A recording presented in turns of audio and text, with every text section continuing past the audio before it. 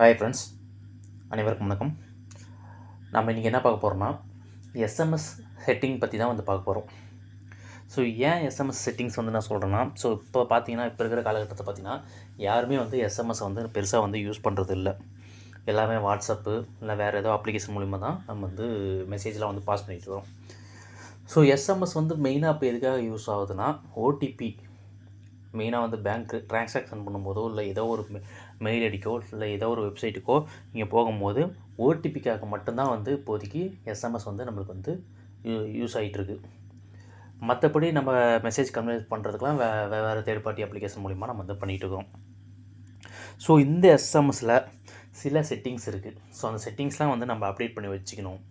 So update பண்ணுற மூலிமா நம்மளுக்கு கொஞ்சம் சேஃப் அண்ட் செக்யூராக இருக்கலாம்.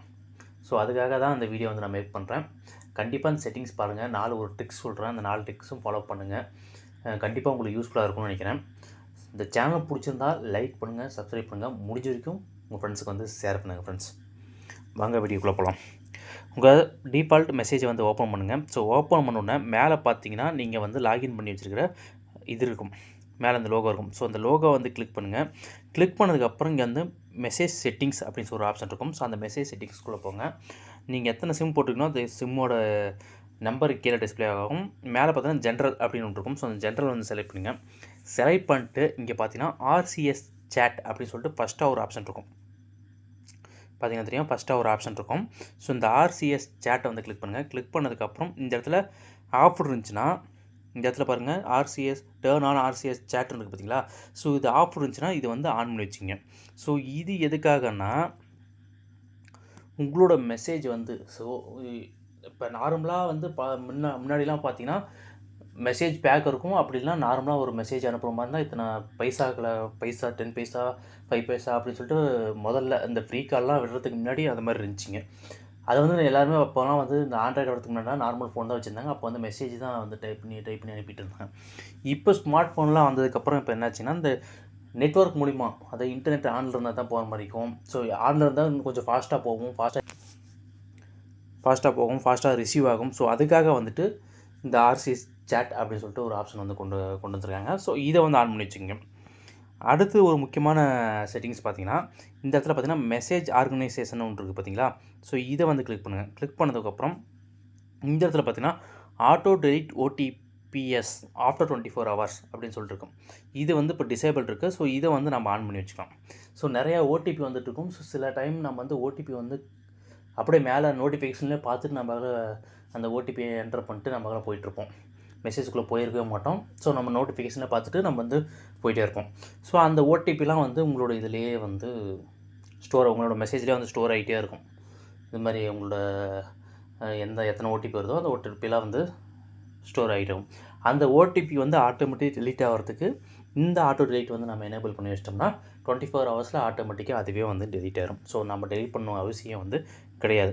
அடுத்து ஒரு முக்கியமான ஒரு செட்டிங்ஸ் பார்த்தீங்கன்னா கீழே அப்படி ஸ்க்ரோல் பண்ணிட்டே வந்தீங்கன்னா ஆட்டோமேட்டிக் ப்ரிவ்யூ அப்படின்னு சொல்லிட்டு இருக்குது பார்த்தீங்களா.